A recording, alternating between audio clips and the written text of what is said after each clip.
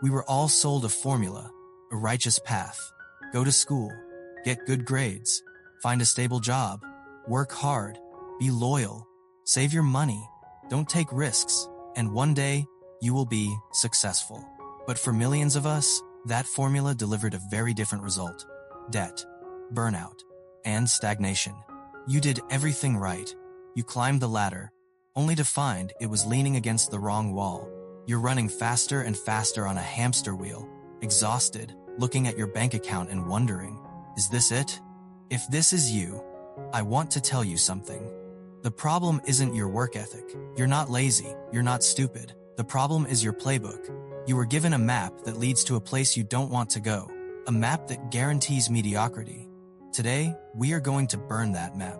This video isn't philosophy. This is a practical guide. A 10-rule playbook based on inversion thinking, a mental model used by billionaires like Charlie Munger to see what everyone else misses.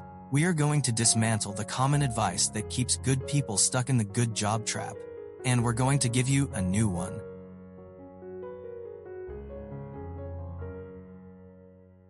The first trap is busyness. Our society wears busy like a badge of honor. How are you? Oh, so busy, swamped, back-to-back meetings. We've been conditioned to believe that activity equals progress, that doing more is the solution to every problem. If sales are down, make more calls. If the project is late, work more hours. This is a lie. Busyness is not productivity. It's often just a form of procrastination. It's easier to stay busy with trivial tasks than to do the one, hard, important thing. The 80/20 principle, or Pareto's principle, states that 80% of your results come from only 20% of your efforts. The average person tries to optimize the 80% of tasks that don't matter. They try to answer emails faster, organize their files better, or attend meetings more efficiently. The contrarian, the reverse thinker, is ruthless. They ask, what is the 20%? What is the one task that, if I do it exceptionally well, will make everything else easier or irrelevant? Then, they ignore almost everything else. I once knew a sales consultant, let's call her Sarah. She was struggling. She sent hundreds of spammy emails a day. She cold-called people during dinner. She was doing more than anyone on her team, but her sales were flat. She was exhausted and confused. One day, she stopped. She asked a contrarian question. Where is my customer's real pain? She remembered a friend, a new mom, who felt invisible and overlooked in her career after returning from maternity leave. That was it. Sarah stopped doing more. She started doing right. She stopped selling consulting services. She started helping new mothers regain their professional confidence. She didn't send 100 emails. She wrote one deeply empathetic article sharing her friend's story. She stopped spamming and started connecting. Her sales quadrupled in 3 months. Customers came to her, not because of her product, but because of the story, because the pain was understood. That is the difference between doing more and doing right. Instead of a shotgun blast, she fired a single sniper shot, straight to the heart. Your action. Look at your to-do list for tomorrow. Be honest. What's just busy work? What's just keeping you comfortable? Now find the 20%. Find that one terrifyingly important task. Do that first. Even if it's the only thing you do all day, this is the first step out of the trap. But just doing right isn't enough if you're still playing the wrong game. Which brings us to rule 2.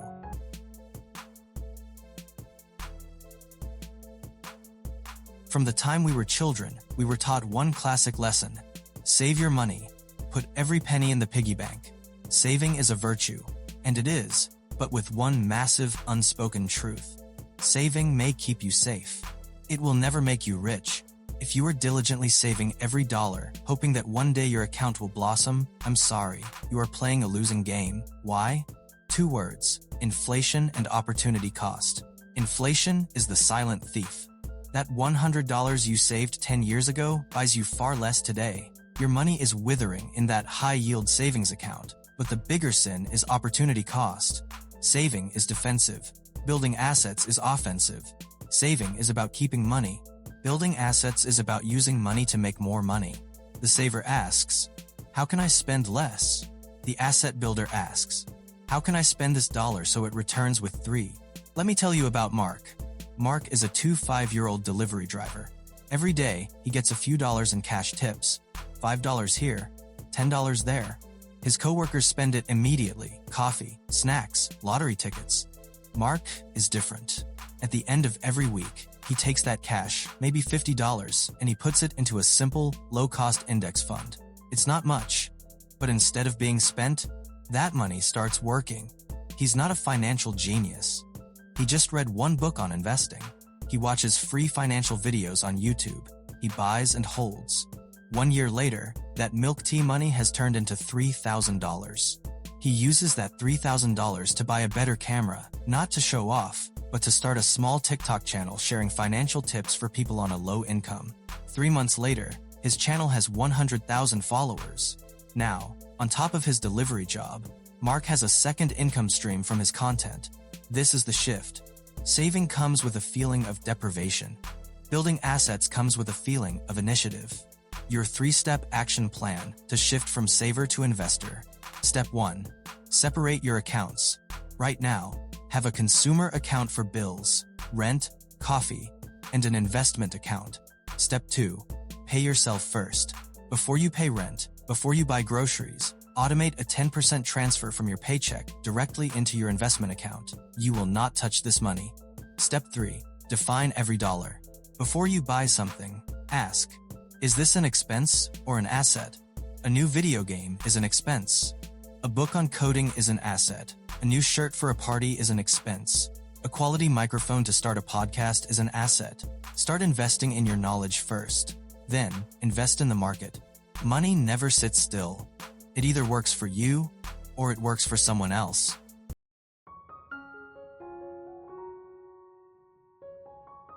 There's a feeling that traps millions of entrepreneurs and freelancers the moment you finally quit your 9-to-5, only to realize you've traded one boss for 1,000. You've blinded yourself. Many people dream of being their own boss, but they end up doing everything. From choosing the product, to writing the content, to packing the box, to customer service, to cleaning the office. It sounds like freedom, but in reality, you've just built yourself a golden cage. Here is the test. If you cannot take a 2-week, completely unplugged vacation without your income collapsing, you do not own a business. You own a job. David owns the most popular coffee shop in his city. He personally selects the beans, he personally trains the staff, he personally makes the most complex drinks. Customers love him. It's not the same if David doesn't make it. This is success, right? But 2 years in, David is breaking. No days off, no travel. He can't expand because he doesn't trust anyone else to do it right. He realized he hadn't built a business. He was the business. He was the system. And the system was bottlenecked by his own 2 hands. So, he made a contrarian decision. He chose to make his shop worse.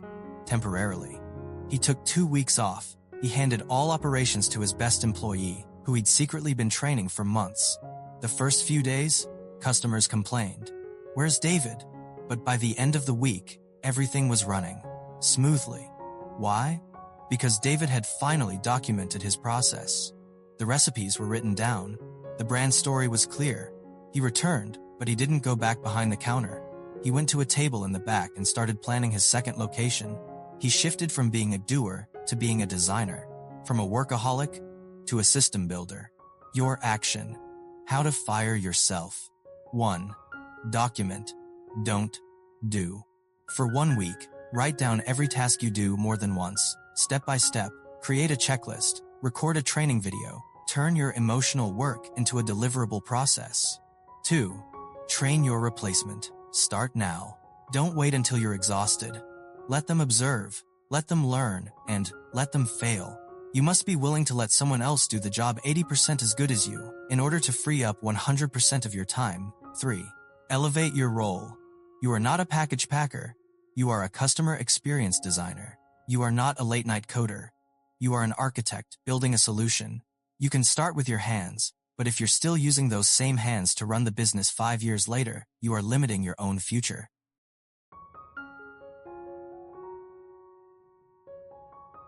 When you were young, you were asked, what job has a high salary? So many people choose a career, not because it fits them, but because of the starting salary. Because it sounds safe or stable. This is the easy career trap. An easy career, one that's easy to enter, easy to explain, means high competition. High competition means you are replaceable. And when you are replaceable, your wages stagnate. You become a cog in a machine, worn down, and easily swapped out. A leverage career is the opposite. It's hard to start. It's confusing. It may pay nothing for the first year, but it has the ability to scale. Leverage is the ability to multiply the value you create. It's building something where, the more you do, the lighter the work gets. The more you build, the open the future becomes. Meet Leo, a barber. He's skilled. He makes $50 a cut. He can cut 10 heads a day. That's $500. A great living, but he's trapped. If he's sick for a month, his income is $0. If his hands get shaky as he gets older, his income is $0. His income is one-to-one. One haircut, one payment. He has no leverage. So, he starts to think like a contrarian. He starts filming tutorial videos on how to cut hair. He posts them on YouTube. He builds a community. He opens a class. 5 years later, Leo no longer cuts hair every day. He manages 7 salons. Customers come for his brand, but are served by his students. His YouTube channel and online courses generate income while he sleeps. Leo moved from manual labor, one-to-one, to building a system with a brand, one-to-many. He found leverage. Your action. Find your leverage. There are 4 main types of leverage. You only need one. 1. Code or software. Building an app or a script. You write it once. It works for you 1,000,000 times. 2. Media or content. This video, a book, a podcast. You create it once. It can be consumed by millions of people for free, forever. 3. Capital or money. Using money to make money, as we discussed in Rule 2. 4. People or systems, as we discussed in Rule 3. Building a team that works for you. Look at your current job. Ask yourself, how much leverage do I have? Are you just a one-to-one worker? You don't need to quit your job. You just need to look at your old job in a new way. Can you turn from a worker into an instructor? From a direct seller into a designer of the sales experience? From a case handler into a system builder? The question isn't, how much does this job pay? The question is, how much can this job multiply in the next 3 years?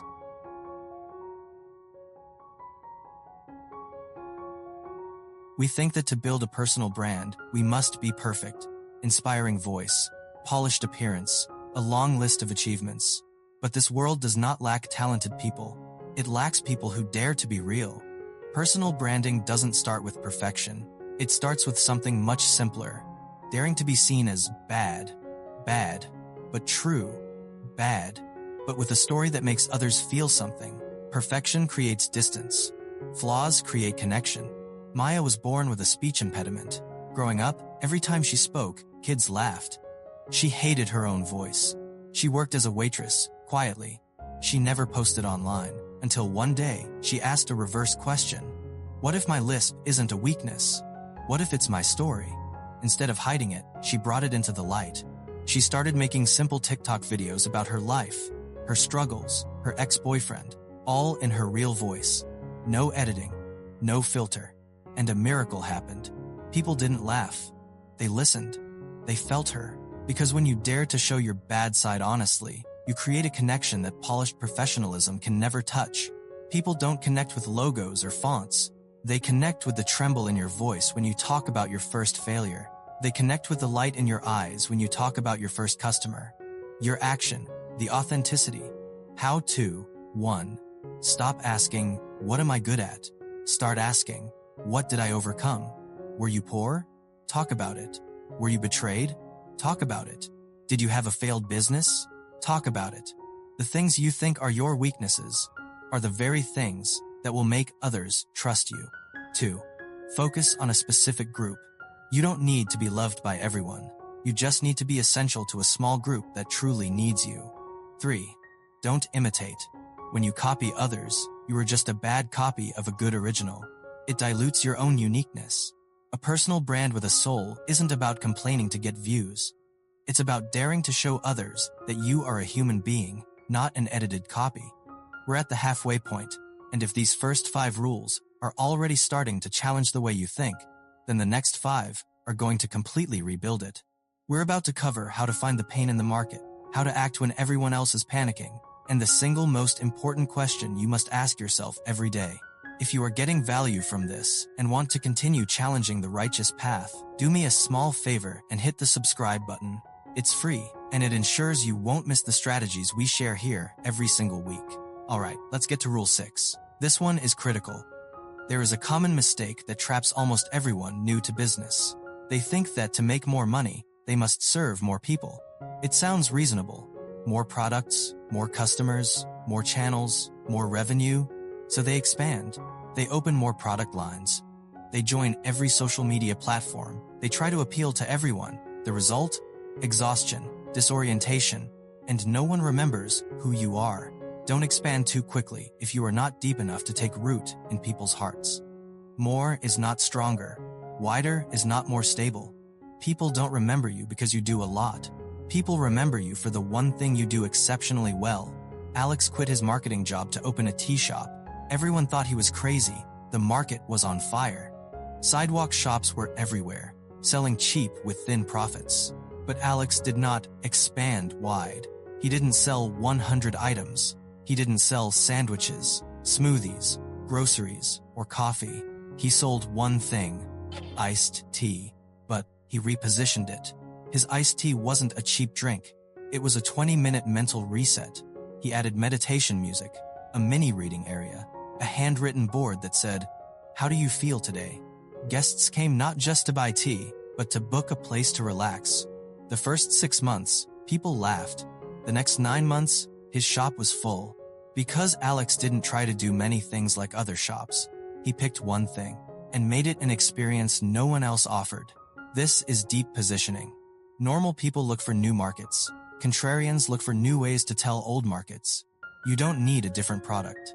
You just need a way to redefine that product in a way no one else has. Your action.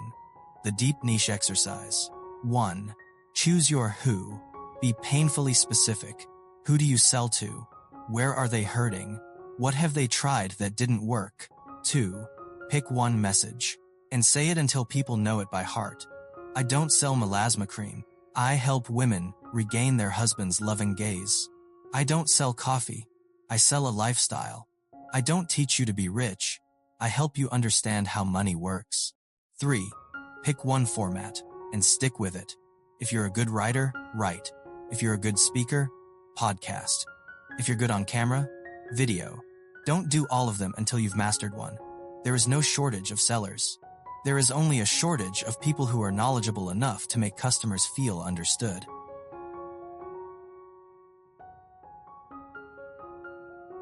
Remember 2020 or 2008? The market was a sea of red. Stocks, real estate, news, everything was red. A crisis, a sky of fear. People cut their losses. Everyone froze. And among that fleeing crowd, a small group of people quietly walked in the opposite direction. Step by step, they began buying the very things that everyone else was terrified of. This is the great paradox of the market. The biggest door to wealth opens at the exact moment when fewest people dare to walk through it.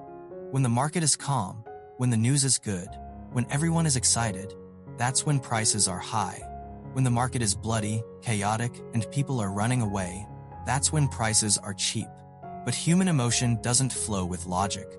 In 2011, after the '08 crash, the real estate market was frozen. Prices were down 50%. Investment was a dirty word. While his friends froze their accounts, Mr. Ben, a small mechanic shop owner, quietly took action. He didn't follow trends. He surveyed every plot of land. He talked to the locals. He studied the city planning maps. For 3 straight years, while everyone retreated, he collected 12 plots of land at dirt cheap prices. In 2016, the market recovered. Land prices sextupled. He didn't surf the wave. He waited for the wave. And he won. What did Mr. Ben have? Not inside information. Not recklessness. He just had reverse thinking in the midst of panic. While ordinary people are ruled by emotion, contrarians are guided by laws. The average person asks, will the price drop further? The contrarian asks, what is the real value of this asset? The average person asks, Why is everyone selling? The contrarian asks. What is the opportunity here that no one can see? Fear is a gold mine. For the calm person, money doesn't disappear in a crisis. It simply moves from the pockets of the panicked to the hands of the strategic. Your action. How to think in a panic. 1. Look at data, not emotion. When others say it's dead, you look at the 10-year financial report. When others are scared by a headline, you look at the long-term chart. 2. Keep cash ready, not to spend, but to deploy. When the market falls, people without cash can only watch. The prepared person acts. 3. Don't ask, is it up or down? Ask, what do I understand about this? The market doesn't reward hope, it rewards conviction. This doesn't just apply to investing. When other businesses are downsizing, you can learn a new skill. When others close, you can buy their assets for cheap. The reverse thinker prepares before the storm and acts during it.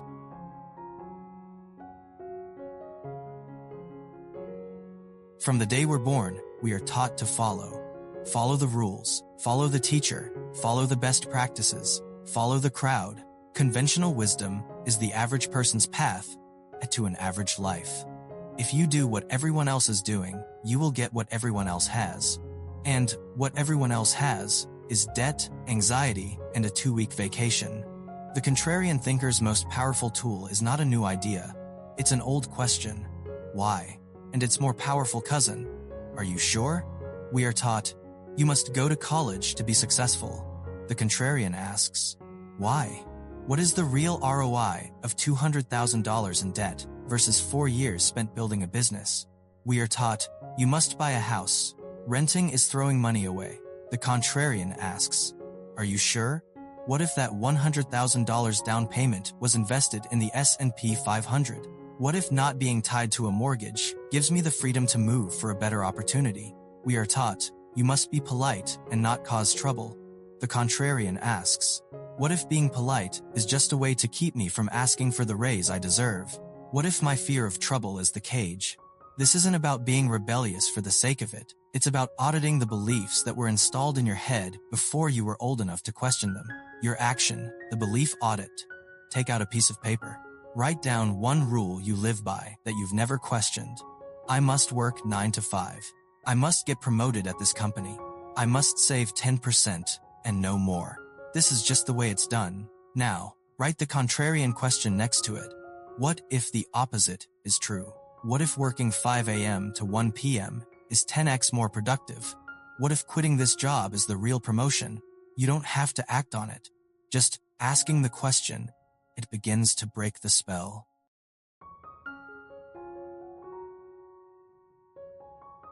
This brings us to the biggest, most dangerous lie of all, the myth of stability. What is a stable job? It's a job where you have one boss, one income stream, and one set of responsibilities. That is not stability. That is the most fragile position you can be in. Your entire life is dependent on the mood of one person, in one company, in one economy. That is the definition of fragile. True stability, true anti-fragility, is not having a job that never changes. It's having the skills, the systems, and the brand that can create value in any economy. The stable path is the one with the clear promotion ladder, the path of least resistance. The struggle path is the one with the steepest learning curve. The average person chooses the clear promotion. The contrarian thinker chooses the struggle. They choose the job that pays less but teaches them more. They choose the project that terrifies them because they know that's where the growth is. Your action, choose your struggle. Look at your current situation. What are you avoiding? What project at work does everyone else think is too hard? Volunteer for it. What skill, like coding or AI or public speaking, seems impossible to learn? Spend 30 minutes on it tonight. Don't be afraid of hard work, as long as it leads you to freedom. Be terrified of easy work if it's just keeping you in a comfortable cage. You were not born to be a cog. You were born to be a builder, and that requires one final master question.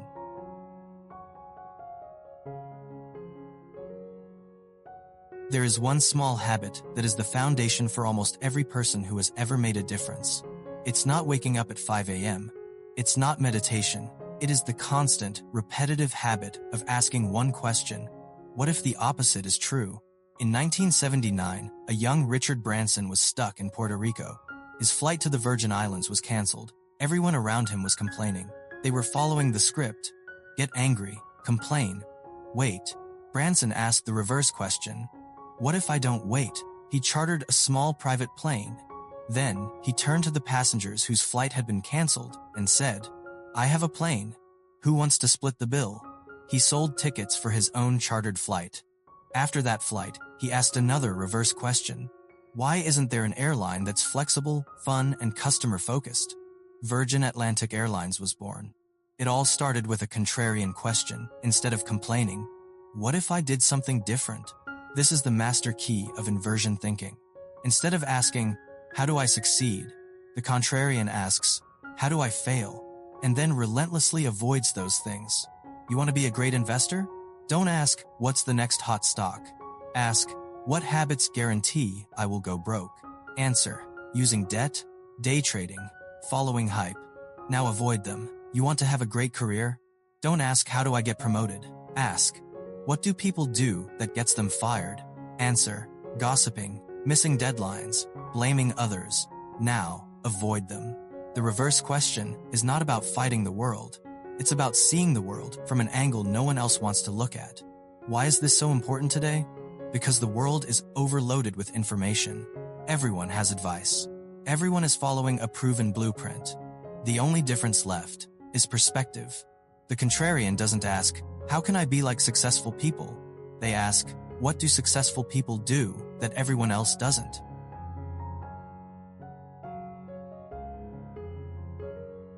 We've just gone through 10 contrarian rules. These aren't just theories. They are bricks. Bricks to rebuild the foundation of how you see life, money, and yourself. Let's review. 1. Stop doing more, start doing right. Your busyness is a trap. 2. Stop saving, start building assets. Your money must work. 3. Own a system, not a job. If you can't leave, you're in a cage. 4. Choose leverage, not ease. An easy path leads to a crowded, dead end. 5. Build a brand by being flawed. Your story is more powerful than your perfection. 6. Position deep, don't expand wide. Be everything to someone, not something to everyone. 7. Buy when others panic. Fear is a signal of opportunity, not just risk. 8. Stop following. Start questioning. Audit the beliefs you were given. 9. Choose struggle over stability. The stable job is the most fragile one. 10. Ask the master question. What if the opposite is true? We started this journey by talking about the righteous path. These 10 rules show us that righteousness is often just fear disguised as wisdom. The goal of this isn't just to be rich. It's to be free. Free from the trap of should. Free from the fear of what if. And free to live a life that you designed, not one that you just accepted. So, what now? You can listen to this, smile, and say, that was nice. Or, you can choose to do one thing differently.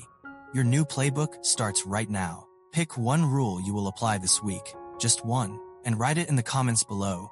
What right thing are you finally going to question? If this video touched you, subscribe, because every week, we're not just going to learn how to make money, we're going to learn how to not be controlled by it. The final word, you don't need to be perfect to start. You just have to start. To see that being perfect was never as important as being different.